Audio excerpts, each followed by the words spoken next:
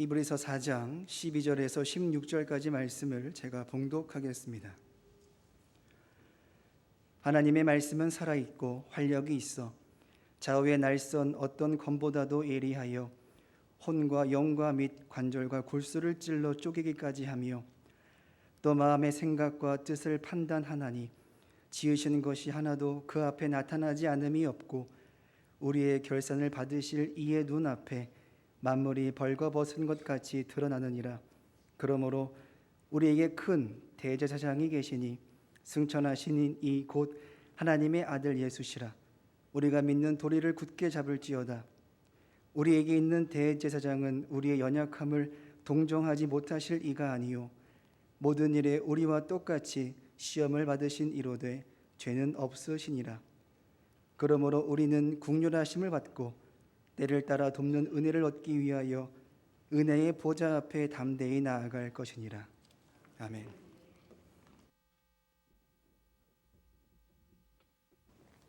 할렐루야. 우리 임마누엘 성가대가 찬양으로 하나님께 영광을 돌리셨습니다. 지난주에 온 성도들이 새로 오신 분들도 또 올해 교회에 다녔지만 예수님을 구주로 영접하지 못하신 분들이 예수님을 나의 구주로 영접을 했습니다. 하나님의 크신 은혜인 줄로 믿습니다. 주님은 믿음으로 주님을 영접한 모든 분들에게 약속하신 대로 영생을 주셨고 하나님의 자녀가 되게 하신 줄로 믿습니다. 신비한 체험이 있어야 자녀 되는 건 아니죠. 약속을 믿기만 하면 그 약속을 이루어 주시는 것입니다. 영생을 얻었죠. 믿는 자에게 영생을 주시는 것이죠.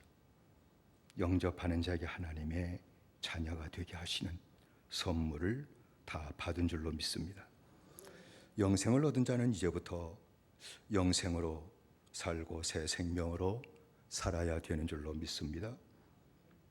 그래야 하나님 아버지께서 나와 함께 하시는 그 영광을 누릴 것이며 그 축복을 받아 누리게 될 것입니다.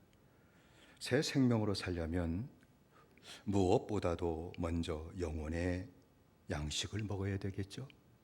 생명의 양식을 먹어야 되겠죠. 새 생명의 양식을 먹어야 되겠죠. 어떤 생명이라도 양식을 먹지 못하면 살 수가 없어요. 어떤 어미가 태어난 자식을 집에 며칠 방치하고 PC방에서 게임하는 바람에 그 자식이 젖을 먹지 못해서 굶어 죽는 일이 발생했잖아요. 그 자식이 얼마나 울었을까. 배고파서 굶어 죽었어요. 양식을 먹지 않으면 어떤 생명도 살 수는 없습니다. 여러분, 영생이라는 이 생명도, 새 생명도 양식을 먹어야 살 수 있는 생명이에요. 그래서 사도 베드로는 이 양식을 신령한 처지다 라고 얘기를 했어요. 베드로전서 2장 2절에 갓난 아이들 같이 순전하고 신령한 젖을 사모하라. 이는 이로 말미암아 영생에 이르도록 자라게 하려 함이니라 라고 말씀을 했죠. 새 생명은 신령한 젖을 먹어야 살게 된다는 것이죠. 신령한 젖이다. 양식은 신령한 젖을 말하는구나 알 수 있죠. 주님께서는 이 신령한 젖을 일용할 양식이라고 그랬어요. 주님은 제자들에게 기도를 가르쳐 주시면서 오늘 우리에게 일용할 양식을 주옵시고 라고 기도하라고 그랬죠. 일용할 양식을 주옵시고, 오늘 우리에게 일용할 양식을 주옵시고, 그게 기도다 라고 말씀하셨죠.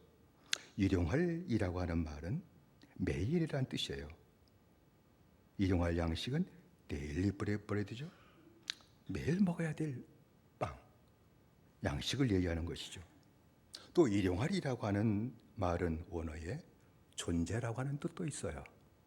being, 존재라는 뜻도 있습니다. 그러니까 일용할 양식은 존재를 위한 양식을 말하는 것이에요. 내 영혼을 위한 양식을 말하는 것이죠. 육의 생명을 위한 양식을 말하는 것이 아니라 새 생명을 위한 양식을 말하는 것입니다. 그러면 새 생명을 위한 일용할 양식은 그럼 구체적으로 무엇을 얘기하는 것일까요? 그건 뭐 말할 필요도 없이 당연히 하나님의 말씀이죠 라고 대답하실 것입니다. 맞습니다. 일용할 양식은 하나님의 말씀이죠. 그런데 주님께서는 아버지 하나님께 일용할 양식을 구하라 또 그랬거든요. 이미 성경은 있는데 성경을 읽어라, 읽게 해달라 그러면 될 텐데 주님은 일용할 양식을 하나님 아버지께 구하라고 그랬거든요.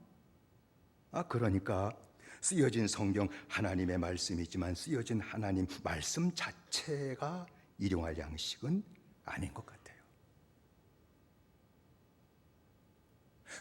쓰여진 말씀 자체가 일용할 양식은 아니라고 말씀드릴 수 있죠. 내 새 생명의 양식은 주님께서 내 영혼을 위해서 주시는 말씀이 있다 그 말이에요. 주님께 구하고 내 영혼에 필요한 말씀이 있는데 그걸 받는 것이 바로 일용할 양식이 된다. 내 영혼의 양식이 된다 하는 말씀이죠. 이렇게 설명해 볼까요? 여러분 집에 쌀, 야채, 생선, 고기, 양념 이건 음식은 아니죠. 음식의 재료죠. 엄마는 이 주방에서 음식의 재료를 갖고 식구들의 건강을 위해서 영양가가 풍부하고 또 맛없으면 또 안 먹잖아. 아무리 영양가 있다 하더라도 그렇죠? 땡겨야 먹지. 그러니까 엄마는 이 좋은 영양가 있는 음식 또 입에 땡기기 위해서 맛있게 요리를 해 가지고 준비한 것이 그게 바로 음식이죠. 그게 양식이에요. 그러니까 일용할 양식이다 하는 것은 주님께서 쓰여진 말씀을 통해서 성경을 통해서 새 생명을 받은 나에게 이렇게 믿음 생활하라고 하는 것을 알려주시기 위해서 주시는 말씀이 있다. 할렐루야. 그 말이에요. 그게 양식이 된다는 얘기죠. 그게 양식이 된다는 거예요. 그러니까 일용할 양식을 구하라고 하는 것은 매일 양식을 구하라는 거예요. 오늘 우리에게 일용할 양식을 주옵시고 내일도 오늘이죠. 모레도 오늘이죠. 1년 후에도 오늘이죠. 죽을 때까지 내 새 생명에 필요한 양식을 주님께 구해라. 언제나 오늘이에요. 어제 먹었으니까 안 먹으면 살 수 있나요? 배고파 환장할걸. 또 오늘 음식을 먹잖아요. 내 새 생명도 마찬가지다. 내 영혼도 마찬가지다. 아버지 하나님께 오늘 양식을 구하고 내 영혼의 양식인 하나님의 말씀을 받아 먹어야 된다. 그걸 얘기하는 것이죠. 여러분 새 생명을 얻은 자는 당연히 주님께 일용할 양식을 구하게 될 것입니다. 당연한 겁니다. 여러분 태어난 새 생명은 배고프면 울잖아요. 어린애는 울음으로 표현을 해요. 자기 의사를. 배고프는 울음소리, 똥 쌌다는 불편하다는 울음소리, 아프다는 울음소리가 조금씩 차이가 있죠. 아빠는 잘 몰라도 엄마는 민감하게 깨달아요. 그러니까 배고프면 울면서 엄마 젖을 구하는 것처럼 매일 진짜 새 생명 얻은 자는 영혼의 배고픔을 느껴요. 그래서 주님께 일용할 양식을 구하게 된다. 그 말입니다. 울며 구하면 주님께서 그 양식을 허락하신다는 것이죠. 그러니까 주님께 일용할 양식을 구한다라고 하는 것은 하나님의 말씀을 읽고 이해해달라 그런 뜻도 있지만 그런 뜻은 아니에요. 아무리 깨달아도 내 영혼의 양식이 안 될 때가 많아요. 일용할 양식을 구한다는 것은 새 생명으로 살기 위한 말씀을 구하는 거예요. 일용할 양식을 구한다는 것은 내 영혼을 위한 말씀을 구하는 거예요. 일용할 양식을 구한다는 것은 내 믿음 생활에 필요한 말씀을 구하는 거예요. 사람마다 믿음의 환경이 다 달라요. 그 환경 속에서 어떻게 살아야 될지를 구하게 될 때 말씀을 주신다는 거예요. 다른 말로 하면은 순종하고 살아야 될 말씀을 구하는 거예요. 일용할 양식을 구한다 하는 것은 오늘 내가 어떤 말씀을 붙들고 순종하며 살아야 될까요? 오늘 하루를 어떻게 믿음으로 살아야 될까요? 순종할 말씀을 구하고 주신 말씀을 가지고 오늘 하루 사는 거예요. 그게 일용할 양식을 구한다는 거예요.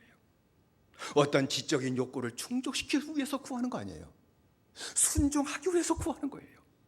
오늘 하루를 순종하며 믿음으로 영생으로 살기 위해서 구하는 거예요. 그러면 그 말씀을 하나님이 허락하신다 하는 것이죠. 주님께 일용할 양식을 구하고 받는 자는 주신 말씀을 통해서 두 가지 역사가 나타나요.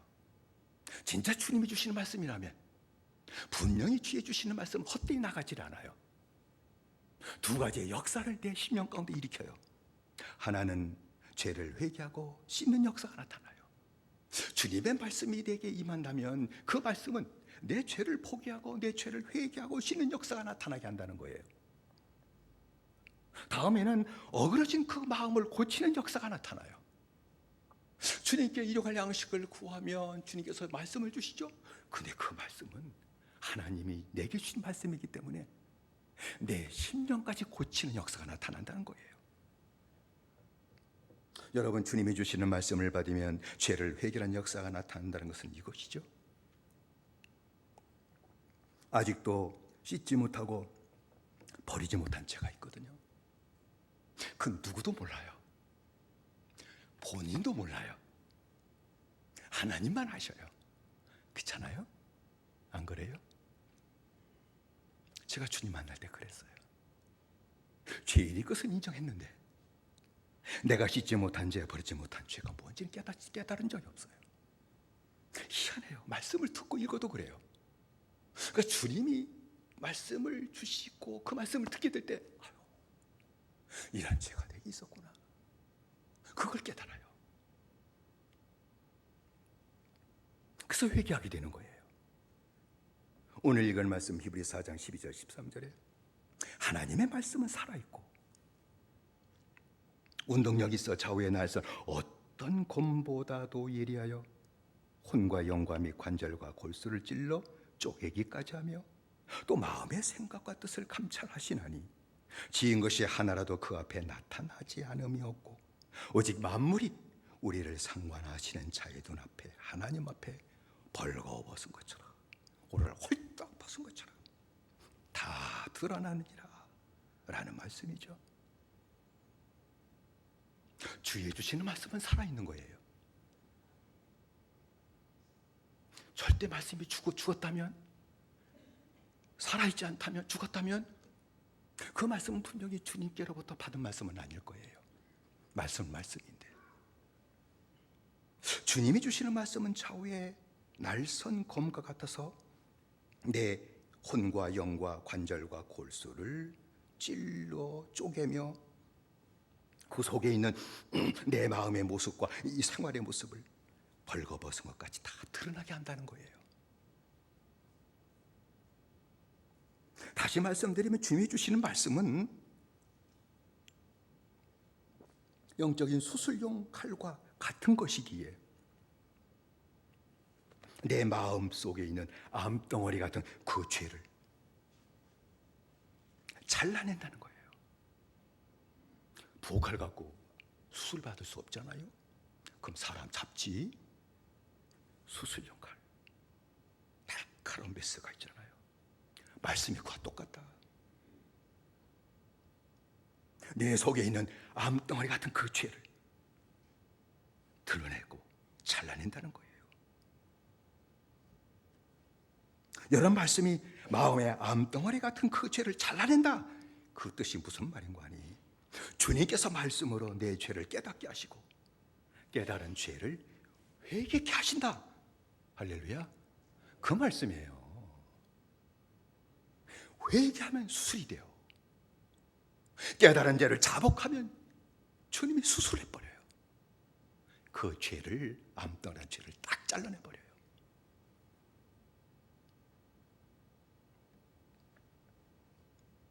주님이 주시는 말씀으로 회개하고 제삼받게 될 때에 이 생명이, 이 새 생명, 이 영생이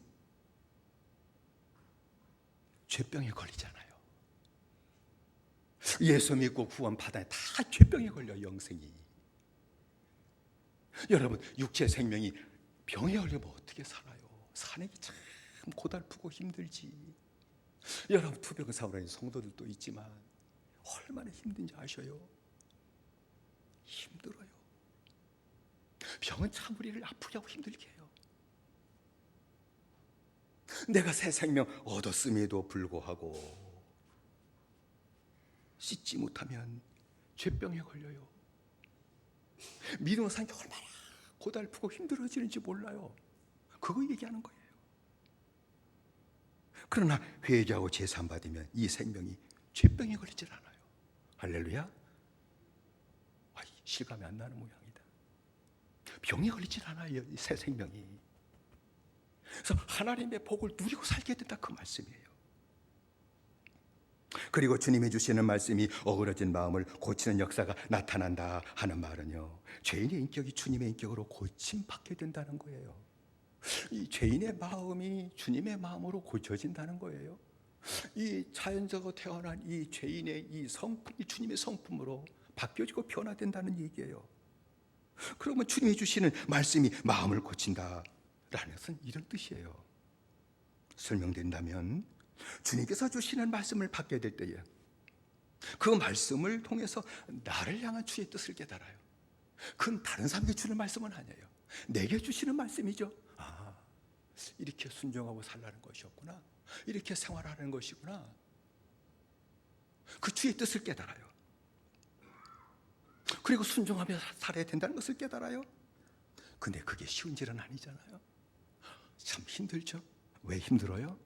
몇십 년 동안 육의 정욕대로 몸을 움직이며 살던 그 옛 습성 때문에 주의 주신 그 말씀대로 살지 못하는 무서운 일이 일어나요. 오랫동안 우리는 이 마음의 정욕의 욕심대로 내 몸을 움직이면서 살던 이 습성이 있어요. 그러니까 이 몸은 어떻게 살도록 길들여졌는가 하니, 내 마음의 욕심과 정욕대로 살도록 길들여졌어요. 하나님의 진리 따라 살도록 내 몸이 길들여지질 않았어요. 근데 새 생명 받고 이제 말씀을 받음으로 이렇게 살아야 되구나 하게 되게 될 때 내 몸이 말을 안 들어요. 안 따라가게 된다, 그 말이에요. 정욕이 주의 주신 말씀을 순종하지 못하게 만들어요. 때로는요, 말씀에 순종하고 사는 것이 귀찮고 힘들고 싫어지게 만들어지기도 해요. 또 이렇게 해야 되나? 힘들어 죽겠네. 그런 마음이 들어가게 되게 되면 주님의 뜻을 따라 말씀 따라 살지 못하는 일이 일어난다는 거예요. 그렇잖아요? 우리 다 그렇게 한 번씩 체험했던 일들 아니잖아요? 그러나 여러분, 이 새 생명이 얼마나 놀라운 것인지, 이 새 생명을 얻은 자, 믿음으로 예수님을 영접하고 새 생명을 얻은 자는 말씀에 순종하지 못하는 것을 당연하게 여기지 않게 된다는 거예요. 저도 예수님을 영접하기 전에는 말씀 순종하지 못하는 것을 갖다 가리켜서 육체가 약하기 때문에 할 수 없었어요 라고 핑계대고 당연히 여겼어요. 늘 그래요. 근데 새 생명을 얻은 자는 그것을 당연하게 여기질 않아요. 말씀에 순종하지 못한 내 자신의 연약한 믿음이 아파지기 시작해요. 그리고 내 마음이 이렇게 주의 말씀을 기뻐하지 못하고 왜 마음이 거기에 움직이지 않을까, 고장난 내 마음을 보고 주님 이렇게 살려고 하는데 안 되네요. 또 내 마음 좀 고쳐주셔가지고 주의 깨닫게 하시는 말씀대로 좀 살게 해주세요 라고 부르짖는 역사가 나타나는데, 누구? 새 생명 얻은 자. 할렐루야. 그런 자니 기도를 해요. 주님 말씀 주셨는데 이 말씀 살려고 하는데 말씀대로 사라지질 않아요. 주님 나 좀 붙잡아 주시고 고쳐주셔서 주의 말씀대로 좀 이제부터는 살게 해주세요 라고 부르짖게 된다는 겁니다. 이게 새 생명 받은 자의 특징이에요. 근데 주님은 얼마나 은혜로우신지, 다른 기도보다도 내 마음 연약한 믿음 좀 붙잡아 주시고 내 마음 좀 고쳐주시고 주의 말씀을 기뻐하는 대로 내가 살게 달라고 기도하게 될 때에, 이제 철난 기도잖아. 이제 철이 든 기도잖아. 하나님이 얼마나 그 기도가 나오기를 기다려주는지 몰라. 그래서 즉각적으로 응답해 주셔요. 할렐루야. 즉각적으로 응답하셔요. 그래서 내 믿음을 강하게 만들어 주셔요. 내 마음을 또 붙들어 주시고 말씀을 기뻐하며 말씀대로 일어서게 하고 한 발자국 내딛게 만드는 역사가 나타나요. 할렐루야. 그래서 말씀에 순종하기 시작하는 거예요. 말씀에 순종하는 것이 마음 고침받는 길이에요. 할렐루야. 순종하면 마음이 고쳐져요. 조금만 더 순종하면 내 마음이, 죄된 마음이 이제는 정결한 마음으로 바뀌어지게 되고 고쳐지는 역사가 나타나요. 순종 안 하면 옛날 마음 그대로예요. 그러니까 새 생명 얻었어도 옛날 마음 갖고 사니 믿음 생활이 고달프고 하나님의 한편한 축복도 나타나지 않고, 그러니까 괴로운 거예요. 괴로운 겁니다. 순종하는 만큼 내 심령이 고쳐지게 되는 줄로 믿습니다. 일용할 양식을 구하고 주의 주시는 말씀을 들으면 그 말씀이 이렇게 두 가지의 역사를 일으켜서 나를 지켜주시고 나를 고치시는 역사가 나타난다 하는 말씀입니다. 그러면 일용할 양식을 구하고 받는 곳이 어딜까요? 이제 장소 문제죠. 목사님 또 뻔히 얘기하려고 하는구나. 맞아요. 뻔한 얘기예요. 뭐 특별한 얘기 드릴 건 없죠. 골방이죠.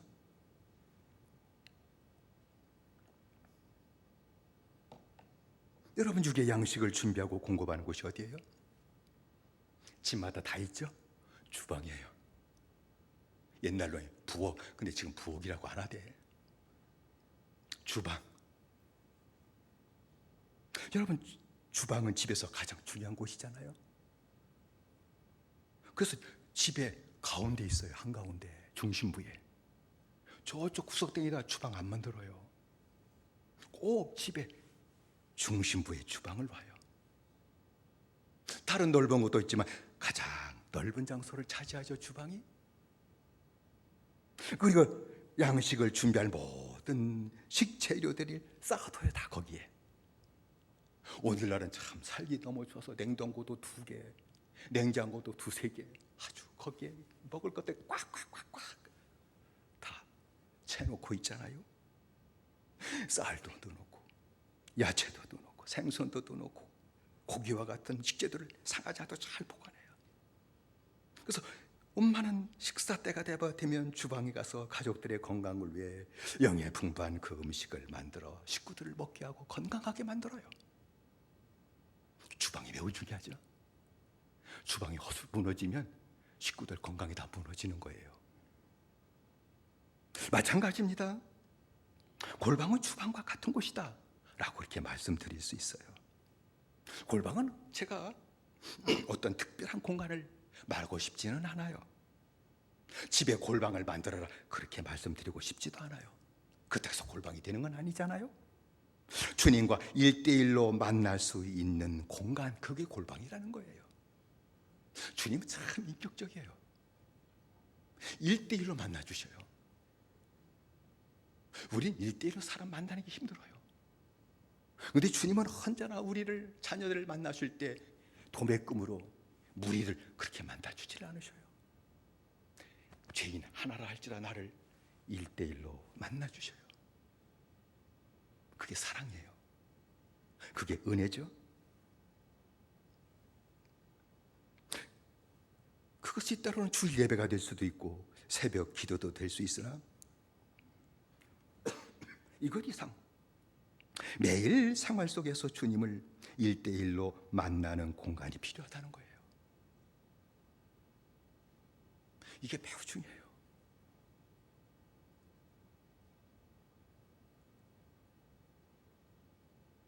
주님을 일대일로 만나는 공간이 거실이면 거실이 골방이죠. 안방이면 안방이 골방이 될 수 있는 것이죠. 주방 식탁이 주부에게서 거기가 골방이 될 수 있는 거예요. 좌우지간에. 다른 사람의 방해받지 않고 주님과 일대일로 만날 수 있는 공간이 바로 골방이라는 것이죠. 그래서 이제 예수 영접하셨으니까, 새 생명 얻었으니까 부부가 같이 성경 보면 안 돼요. 왜? 주님 말씀 줄 때 기도가 방해돼요. 왜? 내가 할 기도가 틀리잖아. 그때 또 기도가 남편 눈치 보고 아내 눈치 보다가 해야 할 기도를 못할 때가 있어. 왜? 우리는 꼭 그래요. 그러면 부부가 예수 영접했으면요, 남편은 안방, 또 아내는 주방, 자식방, 이렇게 해가지고 긴 시간이 아니어도 돼요. 골방 가지려면 한두 시간. 그렇지 않아요. 주님은 그렇게 하지 않아요. 그렇게 룰을 정할 필요는 없어요. 주님이 이끄시는 대로 말씀 보고 5분도 괜찮으니까, 30분도 괜찮으니까 말씀 보고 일용할 양식을 구하고 기도하기만 하면 되는 것이죠. 그러면 주님이 알아서 주셔요. 골방에 가서 무릎 꿇고 말씀 보고 기도하기만 하면 주님이 알아서 주시는 줄로 믿습니다. 내 필요를 아시고 말씀 꼭 주시게 돼 있어요.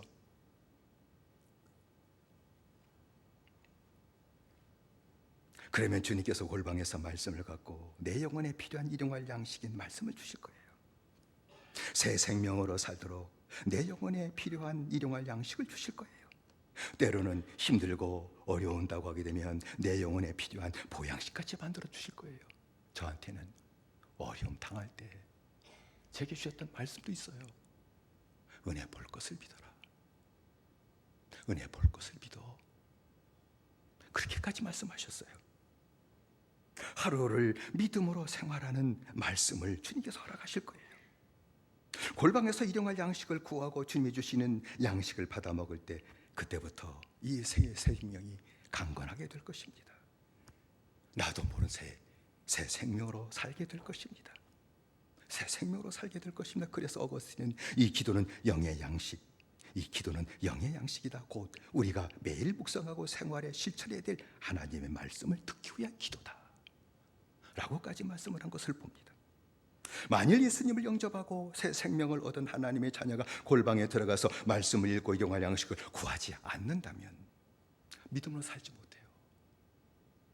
영생 얻은 건 사실이에요. 구원 얻은 건 사실이에요. 그런데 믿음으로 생활이 안 돼요. 이게 고달픈 거예요. 여러분, 말씀을 받지 못하면 영적 거지가 돼요. 여러분, 세상 거지들은 잘 모르지만 지 편안하다고 하긴 하겠지만 세상 복되게 살지 못하잖아요. 여러분, 영적 거지가 되면 하나님이 함께 하신 축복을 누리며 살 수가 없습니다. 그래서 못 사는 거예요. 여러분, 뿐만 아니라 배고프면 짜증나고 신경질 나잖아요. 안 그래요? 한 끼 굶어봐, 짜증나. 애들은 집에 학교에서 집에 오면서 배고프면 문 열자마자 엄마 뭐 줘, 먹을 거 줘, 밥 줘. 남편도 밤늦게 퇴근하면은 시장하잖아. 그러면 들어오자마자 여보 밥 줘, 먹을 거 없어? 그러잖아요. 배고프면 짜증나고 신경질 나요. 안 주면 짜증나. 뭐 했어? 그런 얘기를 하고 있잖아요. 여러분, 마찬가지예요.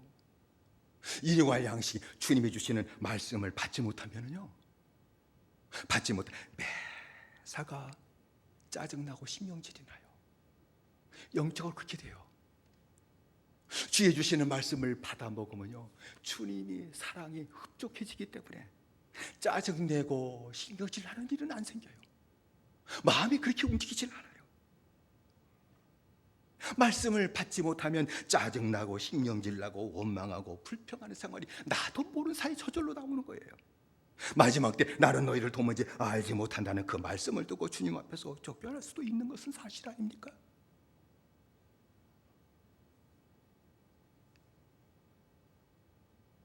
일용할 양식 구하는 거죠. 그건 달라고 하는 거예요. 여보 밥 줘, 달라는 거예요. 엄마 밥 줘, 달라는 거예요. 아버지, 이제만 양식 좀 주세요. 달라는 거예요. 그럼 주님이 주셔요. 그게 복잡한 일이 아니에요. 달라면 주잖아요. 아버지 하나님도 마찬가지라는 거예요. 저도 주님 만나고 참 골방 가기가 쉽지 않았댔어요. 가야 된다는 걸 아는데 이게 얼마나 힘든지 몰랐댔어요. 근데 하나하나 제 무릎을 꺾으시고 마음을 꺾으시고 주님께 손들게 하시고 이제는 골방에 들어가 말씀 보고 기도하는 생활을 가르쳐 주셨어요. 그것도 주님 인도하시더라고요. 그래서 주님이 주신 말씀들이 여러 가지가 있는데 그 중에 하나가 비판하지 마라.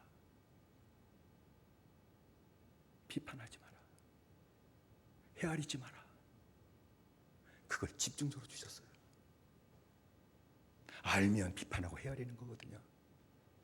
영분별이 시작되면 나도 모르는 성도를 비판하고 헤아리는 일을 하게 되거든요.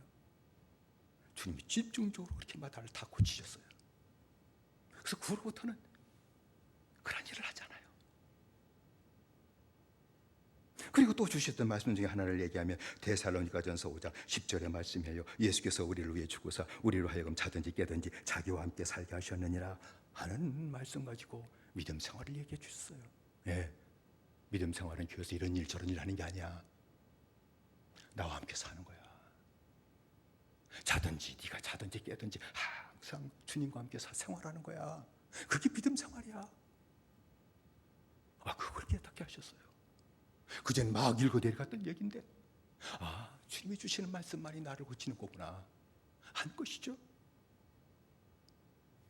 그리고 나서 이 말씀으로 인해서 신앙생활은 입으로 하는 것이 아니구나, 그걸 또 깨닫게 됐어요.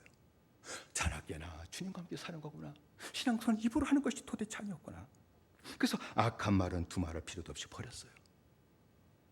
헛된 말도 다 버리고 주님 하지 못하게 만드셨어요. 이 다툼이라고 하는 것은 주의 뜻을 이루기보다는 주의 뜻을 깨뜨리는 무서운 것임을 알게 하셨어요. 주님과 함께 살지 못하게 만드는 가장 무서운 것이 다툼이라는 걸 알게 하셨어요. 때로는 시비를 밝히고자 싶을 때도 있죠. 살다 보면 부부간에도 시비를 좀 가릴 때가 있고, 부모와 자식과도 시비를 가려야 될 때가 필요성이 있고, 교회에서 형제간에 시비를 가릴 필요가 있다고 느낄 때가 있잖아요. 근데 주님은 그때도 가르쳐 주셨어요. 시비를 밝히다가 다툼이 생긴다. 내가 너와 함께 하잖아. 시비 밝혀서 네가 옳다 그러면 너 잘 될 것 같으니? 그럼 내가 너와 함께 더 사는 복을 받을 것 같으니? 아니야. 다 깨지는 거야. 네가 억울해도 주님과 함께 살기만 하면 네가 복을 받는 거야. 그것까지도 가르쳐 주시는 거예요. 그래서 주님이 자든지 깨든지 나와 함께 살게 하셨으니 내가 온전히 주님과 함께 살기 위해서 그때부터 날마다 말씀 보고 말씀으로 내 잘못된 생각, 습성을 하나님 보여주시면 그때마다 회개하고 그리고 씻김받고 고침받는 역사가 나타났습니다.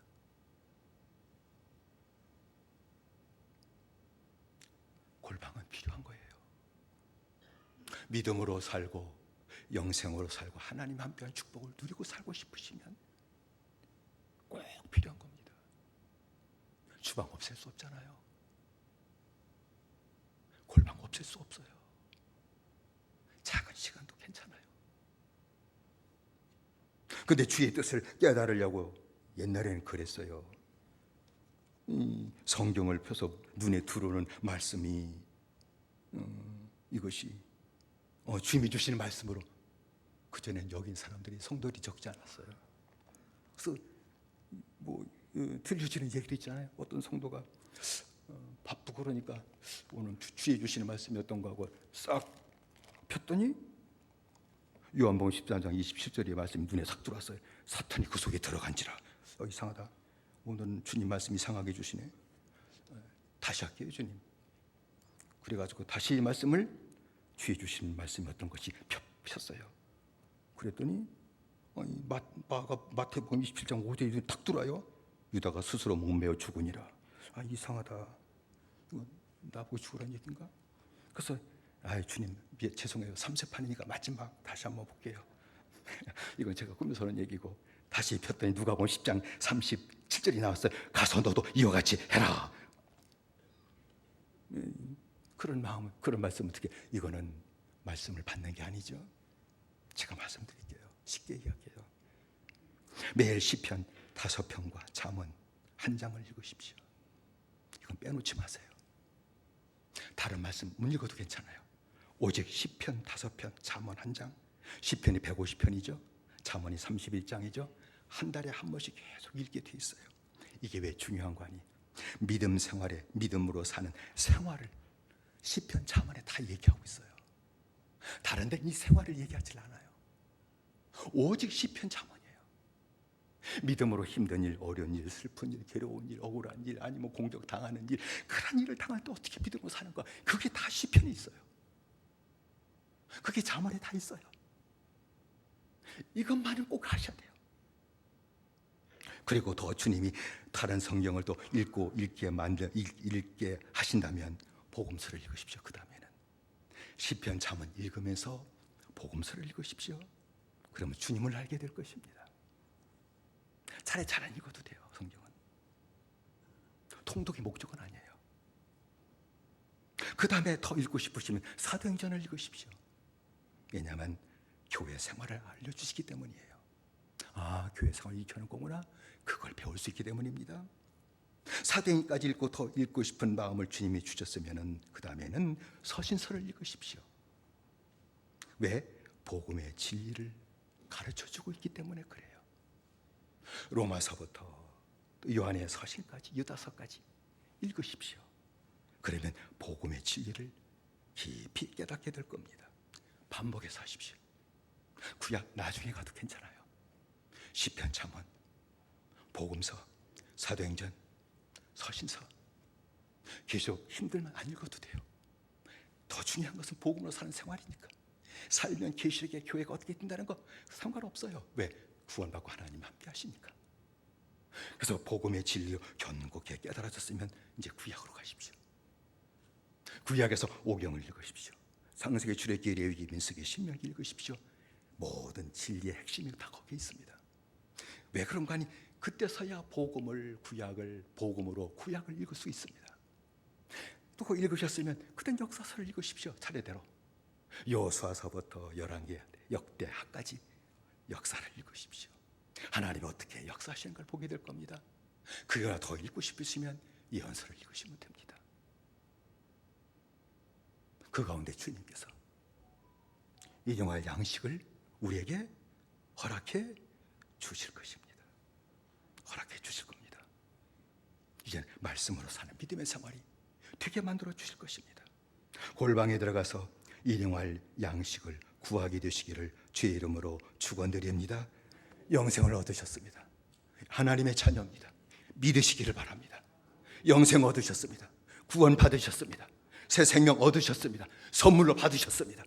약속대로 믿음으로 예수 그리스도를 영접하게 될 때에 이미 그 선물을 허락하신 줄로 믿습니다.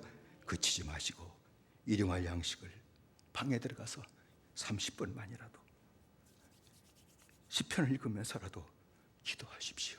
말씀을 주실 겁니다. 그래서 말씀을 주시면 그 말씀 갖고 내 영혼을 씻는 생활을 계속하시고 또 내 마음까지 순종함으로 고치는 역사가 나타남으로 말미암아 우리가 교동문 읽었던 것처럼 너희는 내가 일러준 말로 이미 깨끗하여졌으니 내 안에 거하라 나도 너희 안에 거하리라 하는 말씀이 다 이루어지게 될 줄로 믿습니다. 주님이 함께 하시던 축복을 받아들이고 사는 역사가 나타나게 되는 줄로 믿습니다. 구원 받으셨습니다. 영생 얻으셨습니다. 새 생명 얻으십시다. 이제 골방에 들어가십시다. 주방에 들어가든 골방에 들어가십시다. 아무도 없는 시간 아무 때나 잠시라도 말씀 보고 기도하는 생활 밤늦게지만 밤늦게라도 잠자기 전에 꼭 하십시오. 큰 축복을 받을 겁니다.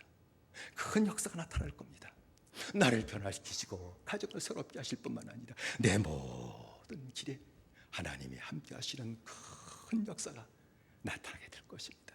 믿음 생활이 즐거워질 겁니다. 믿음 생활이 기뻐지게 될 겁니다. 믿음 생활에 찬송이 넘쳐나게 될 겁니다. 하나님의 영광을 보니 얼마나 즐거운 생활입니까?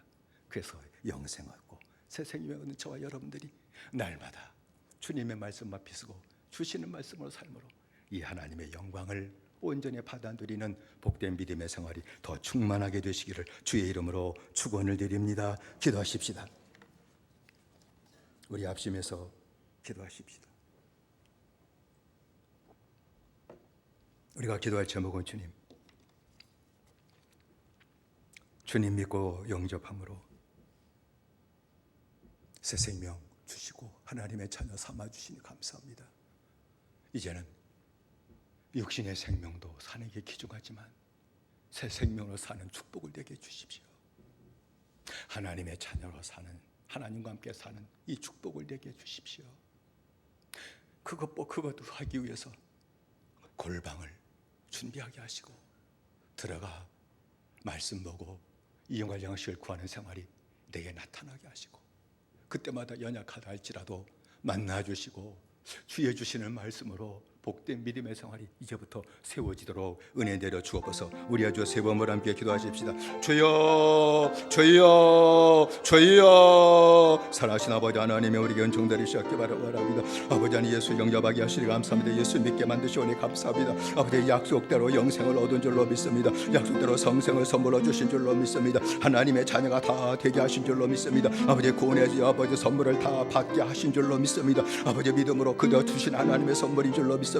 아버지 주의 사랑한 종들에게 이 시간도 은총 되시었기만을 원합니다. 이제는 아버지 양식을 먹어야 살 수 있다는 사실 깨달아 뛰어나가시고 아버지 하나님이 주시는 영과 양식을 아버지 받기 위해서 골방을 회복하게 하시고 아버지 골방에 들어가 말씀 피고 아버지 또 주님 앞에 간검으로 말미암아 아버지 내게 필요한 내 생명에 필요한 영양식을 내게 공급받음으로 말미암아 아버지 그 말씀 갖고 더 영이 깨끗해지게 하시고 더 마음도 고쳐지게 하시고 그래서 나도 천국 주님과 함께 사는 천국이 되게 하시고 아버지 내 가정도 이제는 아버지 주님과 함께 동행하며 살게 하시는 이 천국 가정이 언제 나타나게 하시고 나를 높게 하시고 육신의 생활도 복되게 하시고 아름답게 하시는 하나님의 영광이 아버지 믿음으로 살아가는 모든 주의 종들 속에 아름답게 나타나 역사하시고 다시 한번 은혜 내리셨기만을 간절히 빌고 원합니다. 성께서 역사하시고 하나님 은혜 내려 주시옵소서. 예수님의 이름으로 기도드리옵나이다. 다시 한번 기도하십시다. 우리 투병 생활하는 형제들을 위해 기도하십시다. 늘 반복되지만 이명숙 권사, 유영자 권사, 최원자 권사, 나남조 집사, 우리 사반진 성도, 이정희 집사의 어머님, 그리고 우리 교회 그 외에도 노인 우리 권사님들이 많이 계시죠. 몸이 다 쇠약해져서 고생을 하고 고통을 당하고 있는데 주님 믿음을 더해 주십시오. 종들에게 무엇보다도 먼저 믿음을 더해 주십시오. 만나 주십시오. 구원받게 해 주십시오. 하나님 함께하는 은혜를 받아들이고 살게 해 주십시오.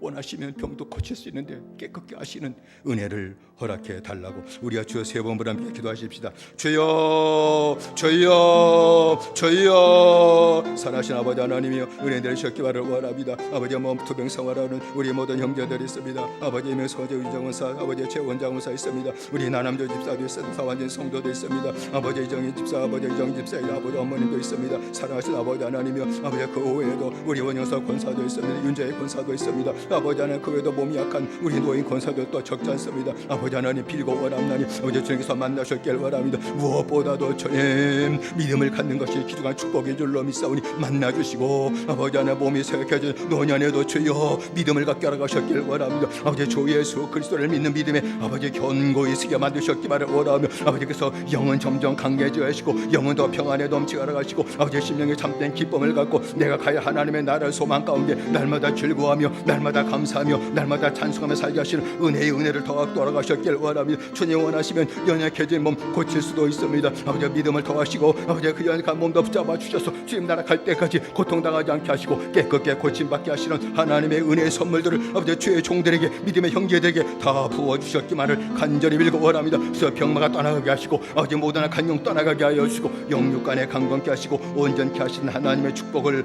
허락하여 주시옵소서. 예수님의 이름으로 기도드리옵나이다. 다시 한 마지막으로 기도하십시다. 각자 우리 가정을 위해 기도하십시다. 우리 자녀를 위해 기도하십시다. 가정의 믿음 생활하는 가정, 진리로 사는 가정, 복음으로 사는 가정을 위해서 기도하십시다. 자녀를 위해 기도하십시다. 기업을 위해 기도하십시다.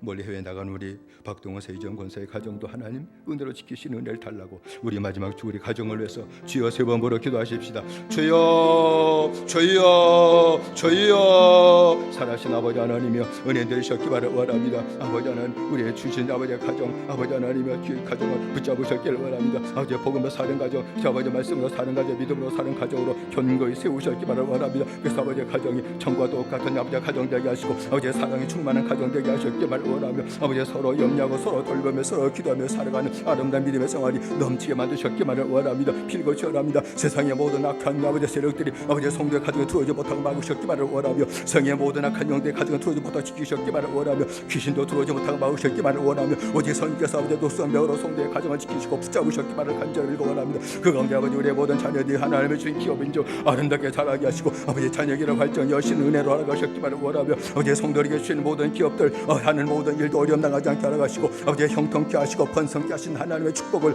아버지 허락하셨기만을 원합니다. 아버지 멀리 해외 나가는 어저께 원사 이영권사 가정도 찍으셨기를 원하며 해외의 모든 생활도 은혜가 충만케 하셨기를 원하며 하나님의 돌보심 중에 늘마다 기뻐하며 하나님께 영원 두는 생활하기에 부치가 먹도록 붙드셨기만을 간절히 빌고 원합니다. 성령 역사하시고 은혜 내려 주옵소서. 예수님의 이름으로 기도드리옵나이다.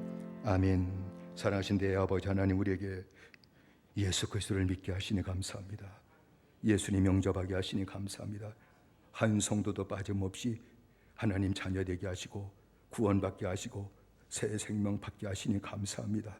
여기서 그치지 않게 하시고 이제 주님 붙잡아 주셔서 골방에 들어가 일용할 양식을 주님께 구하게 하시고 구할 적마다 주님께서 말씀을 주시고 이제 말씀 붙들고 살게 하시는 하나님 믿음 생활이 아름답게 세워지게 만들어 주옵소서. 그래서 하나님이 함께 하시는 그 영광을 아버지 주님 나라 갈 때까지 온전히 받아 누리게 하라가시고 하나님의 역사도 보며 사는 복된 믿음의 생활이 충만할 수 있도록 허락하여 주옵소서. 몸 약한 모든 주의 종들이 있습니다. 긍휼을 베푸셨기만을 원합니다. 믿음을 더욱 따라가셨기를 원합니다.